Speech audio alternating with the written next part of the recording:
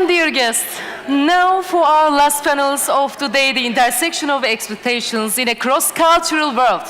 I think this is a panel we can all relate to as we are planning weddings around the world. Sometimes the cultures of the couple differs than of the location. How do those intersections affect the work we do and the way we do it? Let's welcome our moderator to the stage to lead this discussion. Please join me welcoming the director, co-founder of Swaaha Wedding Management Company from India, Miss Mareesha Parikh.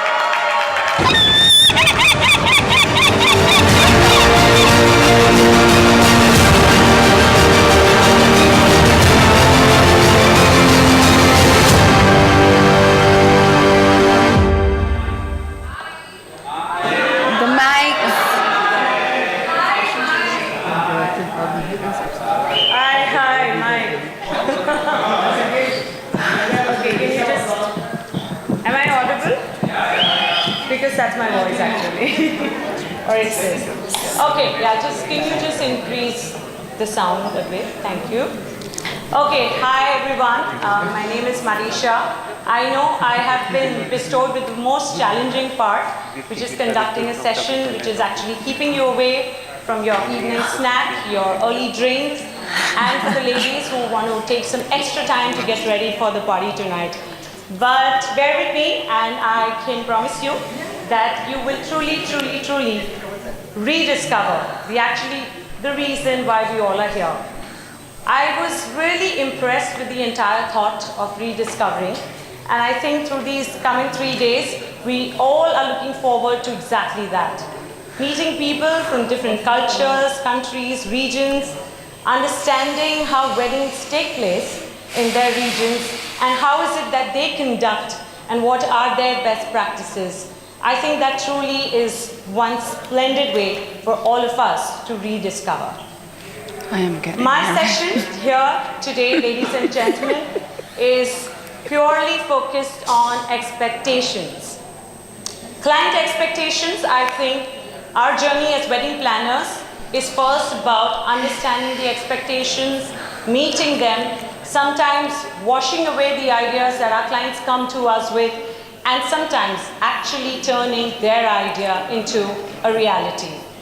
Today, I'm very fortunate that I have with me a wonderful panelist and 3 lovely ladies. I think the entire highlight of this session, as most of my friends over here have been telling me, is that, oh God, it's all women, all women, all women.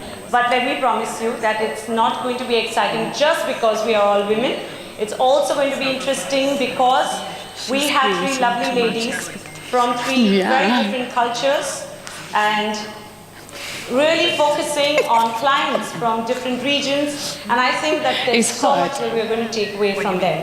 So, with a huge round of applause, and let's ensure them that we are awake because they're really worried that we are not. Please put your hands together and join me in welcoming the owner and founder of Eventus by Zahira, Ms. Zahira.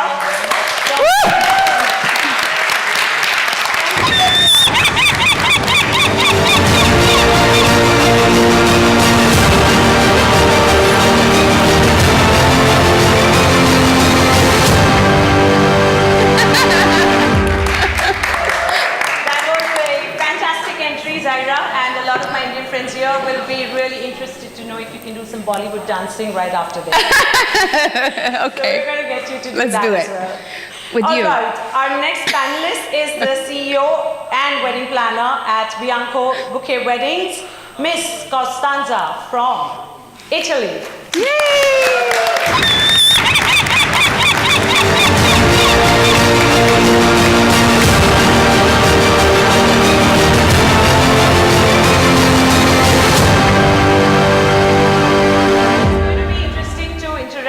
Costanza, because she has collaborated with Sumant earlier. So she really understands Indian weddings. So we're not just going to get to know about how weddings take place in Florence and all of Italy and wherever else she travels to, but also about her experiences of Indian clients. So we're looking forward to that. Are you sure? All right, and our final panelist over here is the managing partner of Nadia Fry Events and Weddings, Miss Nadia Fry.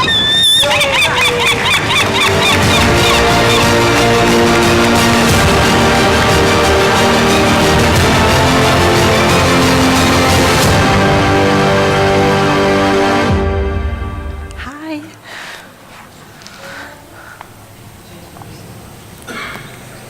Is it mine?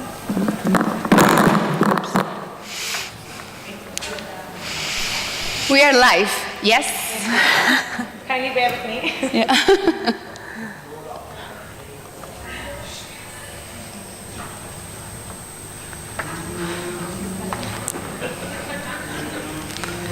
We have the best audience, Yes. the strongest ones.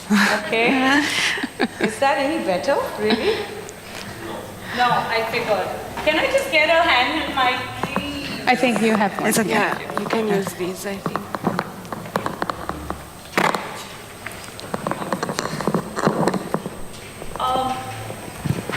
You can switch this off. It's okay. I'll use this. All right. Sorry for that. And so we get started here. I'm going to start with you. And I would also like to let the members of the audience here know that I know we are running out of time and all of that, but we've also decided to make it an open house right in the middle of the session. So anytime you want to ask questions or you want to share your experiences, I think we'll be very delighted because each of you has a set of your own stories to share. So I'm going to start with your story. So Zahira, tell me, how long have you been in this line of wedding management and planning? Well, I have been in business for 17 years. I have been lucky enough to do this as my work. As well, I empower women in my daily basics. We teach other wedding planners, and we teach other women to build their business as well, to have their economy as well. So I am very lucky to do what I love, for sure. And doing destination weddings is something that I really love because I can learn from the different cultures. We talk about this. And definitely seeing so many people doing weddings in a different way can even expand your knowledge to come back to your own country and to create different things and environments for your weddings, for your clients. So that is amazing. True. So just share with us how exactly, do your weddings take place and what's largely your client base when you do weddings in Puerto Rico? Yes, well, I am based in Puerto Rico, so Puerto Rico is part of the United States. It's a commonwealth. So as part of the United States, most of our clients are from the States. Even though we have plenty of clients that they are from Europe, that they want to come to the Caribbean. But we have many, many clients from the States that they want to create weddings abroad, and we do it as well, not only in Puerto Rico. And so, yeah, it's more, Puerto Ricans, they are not so used to fly away to go and do weddings abroad. It's more the Americans that they come to Puerto Rico or they want to go to other places. Okay, Costanza, you need to tell us this. Okay, of course, you belong to a beautiful city, Florence, and amazing location. And I think every single moment spent over there is magical in its own space. Tell us about client expectations. Like probably tell us 3 crazy expectations that your clients have had. Probably an Indian wedding. And versus, any other nationality that you have probably encountered. Yeah, you mentioned crazy expectation, and that's true, because most of our clients ask for miracles. They don't have expectation, they have really huge expectation. We work with people from all over the world, so Indians, yes, but also people from US, from Europe. And I see that generally all of them have the same expectation. So these don't depend really on the nationalities or on the budget. But the first, I'd say, for my experience, is that their first expectation is the exclusivity. this is what our clients look for and are willing to pay for. I think all of us can agree, and I'm not the only planner that have demanding clients. Yeah. But the exclusivity means not just about the luxury, but about the experience that they live on the wedding day and on the planning phase. So this is the first one. And clients want to feel like they are our only clients. So they don't care if you are in the middle of July with hundreds, not, but we just plan like 20 weddings per year. But they don't really want to know if you have any clients that are demanding as them. So, and that's fair. They need to feel like they are our favorite couple and we just care about their wedding, and this is for let them feel like they are unique, as well as their wedding will be unique. So this is the first. Another expectation that I see from the clients is the perfection, but that sounds quite simple, quite normal, but I don't know about you, but does the perfect wedding exist? I really don't know the answer, because perfection, what is perfect for me, maybe it's not for you. Yeah. So when the clients ask us for their perfect wedding, like on our website, maybe on your website also, it's written, you will have the perfect wedding in Tuscany or whatever, they don't really know what they are looking for. So some of our clients, especially the Indian ones, they Google for every venues, every planner, ask everyone to then decide what they want to do. That's confirm? Yeah, a very common habit. It's not just to me, okay. And at the end, they come to me and say, yeah, but I really want a venue that is like this. At the end, if you haven't found after asking everyone, maybe it's because this venue doesn't exist. So this is a very tricky expectation they have. And the third one is the budget expectation. That's very important. And I find this issue, especially with Indian clients, the negotiation. All of clients want to have good deals. I mean, that's normal. But the issue comes when they compare price with their own countries. How can you compare New York, Delhi, or Tuscany? Of course, everything has a different price. Yeah. So I think you can also confirm everywhere is the same. Yes. So that's something that is very delicate. Otherwise, the clients can be disappointed at the end. So this is the top 3, let's say. My God. Top 3. I'm sure the list must be pretty extensive. Yeah, I could there. continue. I know, but we need to move on. And you need to tell us, Nadia, doing a wedding in a land that you belong to, versus taking the family to a destination. How much of a shift of expectation do you really see, and what kind of a change do you really see in the demand from a client? Okay, I will a bit continue the thought of Costanza. Yeah, sometimes the expectations are very high because of the internet, and people see many images and they imagine they could do the same, but they don't take into account the budget. You said, what about my country? Well, I live in Nice, in Côte d'Azur, south of France, but I'm originally from Latvia, so I speak Russian.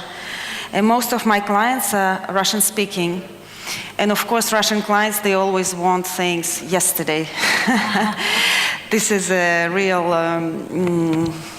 challenge, because you have to be flexible and you have to explain and deal with these clients, because they might become crazy and they want this. But the positive thing about this is that my clients, they know what they want. The Russian-speaking clients, they come quite late. They might call you a couple of days before and they say, I want a wedding on the beach, on a yacht. And they say, I want this, this, and that. So you know precisely what you have to do, and you do it. So challenge can have advantages and disadvantages. It depends really on the client. All right, Sarah, can you think of any crazy demand that your client has come up with, whether or not you've been able to meet it as well? Yes, actually, yes. I have a client that they wanted to do 3 ceremonies in different countries. One in Puerto Rico, one in Dominican Republic, and one in Cayman Island. They were Americans, but they want some kind of style from Indian weddings. So the groom asked me for elephant. In Puerto Rico, we don't have elephants. So I say like, okay, if you are willing to pay that we, fly an elephant, I don't know, in a park, in a boat, and everything, I can make it happen, definitely.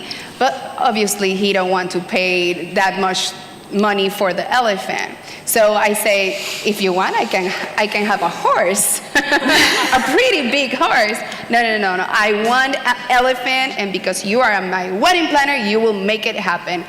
Oh my God, man. So I don't know what to do. So lucky me, even that we have a zoo in Puerto Rico, we don't have an elephant. So, but lucky me, we have a circus. That period of time, because the circus in Puerto Rico, they only came for certain times. So they were in Puerto Rico, so I asked them if they can do the service for our clients. After a long conversation and negotiation and permits and all of this, not only because clients, they think that we can, we can do like this and we can make it happen. It's a process. It's things like that, even though that it seems simple, I need to have a permission for the location, for the hotel, even for the government in our state. So, because it is certain laws in terms of, animals and all of that. So we have to take care of that. They think, in their story of their mind, of their dreams, that everything is so simple. Yes, definitely we can make it happen, but it's challenge. Yes, we're not magicians all the time. Yeah. I can completely relate to that. I think each of us would have a crazy story to share when we probably not even thought of something and the client expects it. And it is probably in our system now as wedding planners, that we just cannot say no to a client. We just want to make it happen all the time. Actually, a mentality of a wedding planner have to be a solution oriented. Yes. We cannot say no at first. I think we have to think about it and make a solution for the client. Sure. All right, I have a question for the audience, in fact, because when it comes to expectations, I think social media is really influencing. I've had brides who just come up with entire files of, pictures that they've picked up from Pinterest and videos which they've watched on Insta, and they want the same things to happen. At a lot of times, I feel very disappointed that we're not allowed to come up with creative ideas, and we're expected to just ape what somebody else has done. I think the previous session we were discussing about this as well. Whether or not it's fair, sometimes I think it's a little unfair for people who are from the creative line of work. So I want to understand from the audience, which are the most popular social media platforms that you think most of our clients, or especially brides-to-be, are always sort of relying on before they come to us? Pinterest, for sure. Disappointing. Big problem. Pinterest, very big problem. So what do you all think? Is it a boon or a curse for us? At one hand, we have less to ideate, but at the other hand, we are completely restricted to what somebody else has designed. Do we have mics? Or is this you? To be honest, if someone is looking up information and coming up with ideas from Pinterest, right? Yes, we don't have to be as creative, but at least hey, this is what the client likes, and we can work around that, versus coming up with ideas and concepts that they're either going to reject if they don't have the budget for. when it comes to our creativity, we can, the words are always do whatever we want, but it doesn't necessarily mean the client's budget expectations are met. So at the present moment, It's not.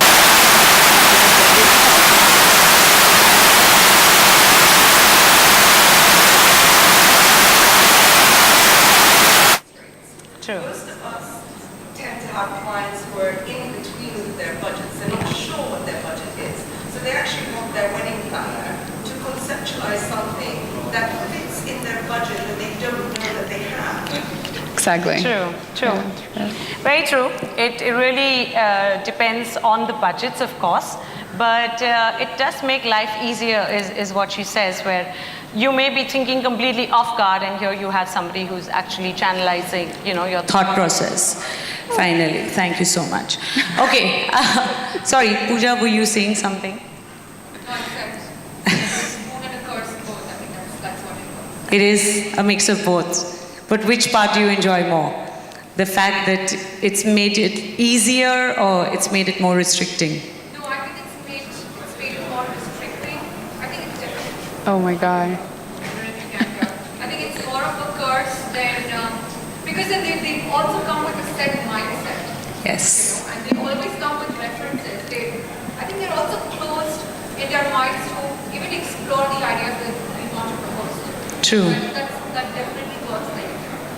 Absolutely. I'm sure she's really voicing the opinion of most of us over here as well. Yes, I think Pinterest definitely and social media can help us a lot in our businesses in a creative aspect. And if you work with your client and see, yes, like she said, you can have an idea what they look for, and you can create your own story of what they think they like as well. Yeah. Sorry, yeah, well, sure. actually, for me, it's very positive. I think the most important in our industry, well, of course, Pinterest and also Instagram. For example, many of my clients, they don't want to show their weddings because they want to keep it private.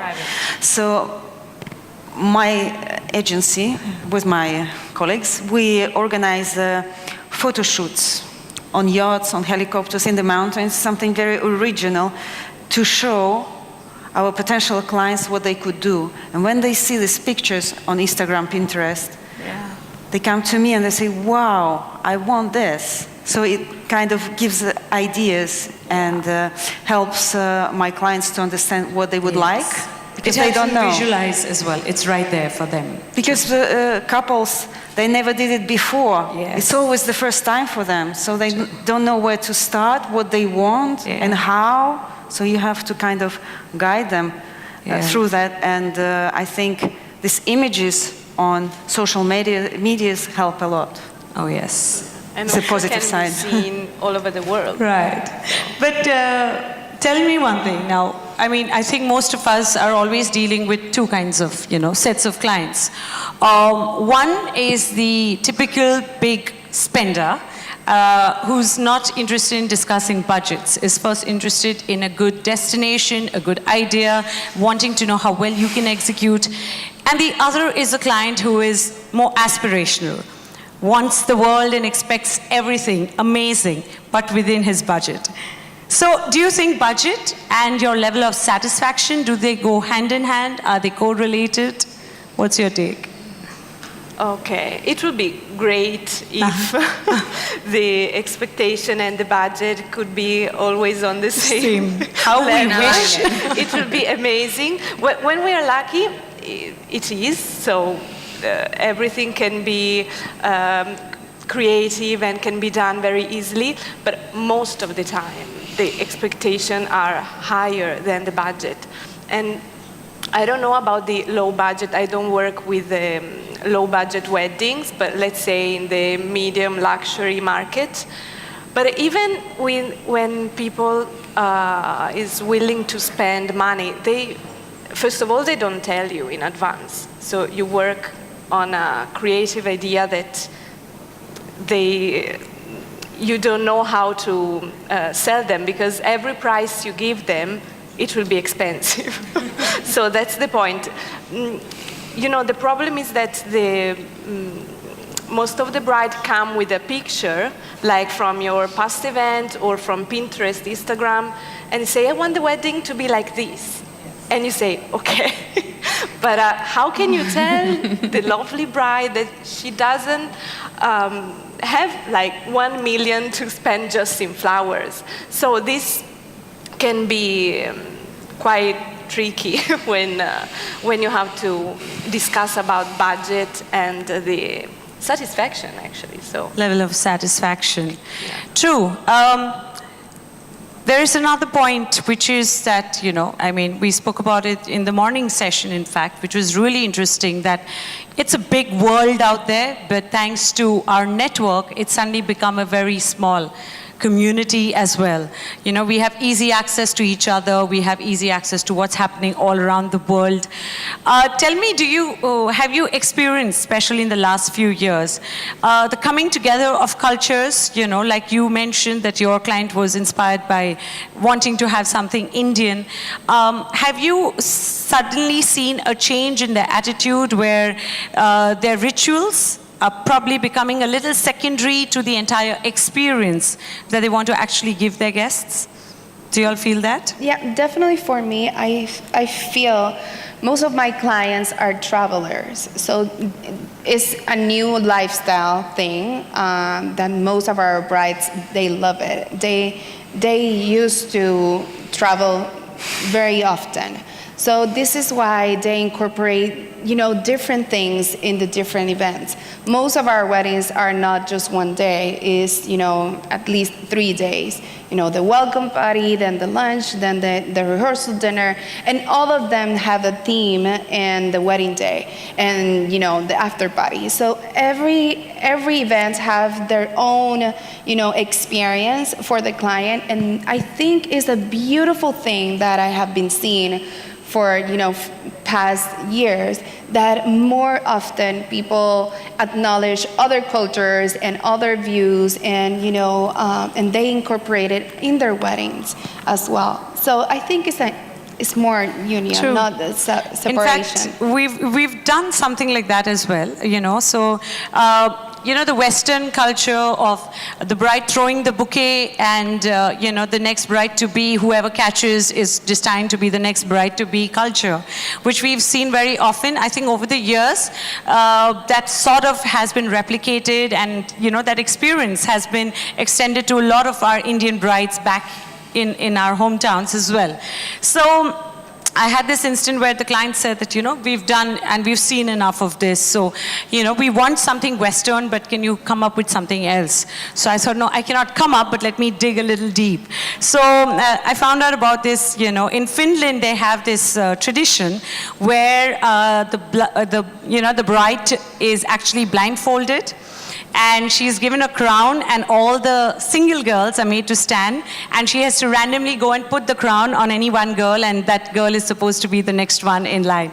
So, I mean, that little bit of tweaking, you know, just made it so much more interesting. They thought I cooked it up, and, you know, I just went crazy telling them that, no, it is actually a culture, and it's a practice followed somewhere. So I really find this entire experience so amazing, because at forums like this, when we get to interact with each other, learn more about each other's culture, and, you know, there's some things that actually can become very engaging as an experience for, you know, weddings as well. So clearly that's a message for me to wind up. Yeah, we have to finish. Okay, so I'm going to actually, you know, check with the audience if there is any questions that they have for our panelists. They got the lights back. Thank you very much. Ketan, I'll always remember this session. Yes. Can we please bring the mic across that side?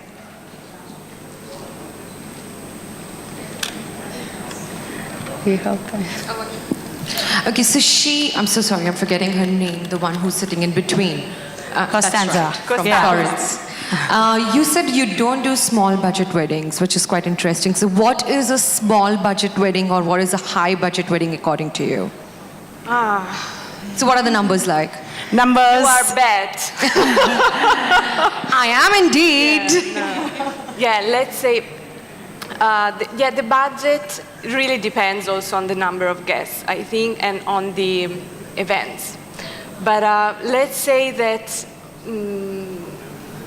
the average budget of my clients is 100,000. This is the average. And then, of course, depends if it's an Indian 400 guest wedding, will be more. And then if it's like a 50 guest US wedding, I don't know. It really depends. So let's say that we start from this price. From 100,000 euros, is Yeah. it?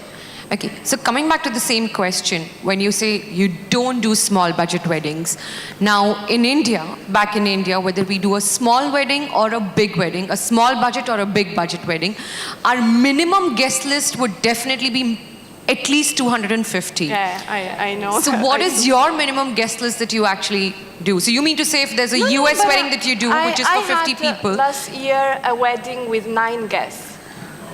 Wow. But, so is that a high budget wedding But for you? they spent 40,000. So Yeah. it's a small budget, but for this kind of wedding was a huge budget. It's like per person, Yeah. the budget per person, you mean? That's hard to determine.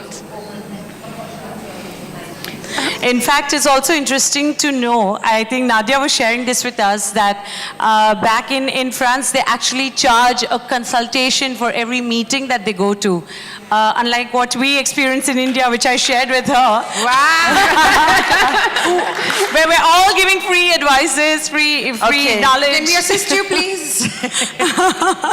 Can I? So we love that. Yeah, well, actually, yes. You have this experience that very often times the clients invite many wedding planners. They talk with one, they talk with another one, they take all the information, and then they leave.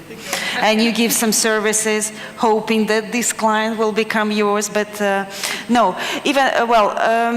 Normally, me personally, I give the first consultation for free to know better the client, to talk to him, see what, if he, and so on. But I saw my colleagues in France, they charge first meeting at least 100 euros, 200 euros. Because from my own experience, I've met so many clients, and you spend your own time, you give them information. Finally, it's a consulting business. I mean, you're giving them information for free. They don't know. I give you an example, a very recent example. It was quite funny, very quickly. I was contacted by a Russian, he claimed to be a very famous Russian musician. Oh my God. I don't know. And he said, listen, I need a symbolic wedding, end of August in Côte d'Azur, so French Riviera, south of France. I want a motor yacht, motor boat for photos. I want a nice garden like Villa Rothschild, which one of the most luxury places on the Côte d'Azur. For one evening, it is 35,000, just the rent. Then I want a flower arch. I want a hall for a first dance. I want a table and some other things. And I said, so what is your budget, more or less? He said, 600 euros. What was your reaction? Tell me. What did you tell him? And he was asking me questions. Please send me the pictures of this. How much is this and that? And so after sending him 5 emails, giving him all this information about that he cannot get married officially in France, they're just symbolic and so on.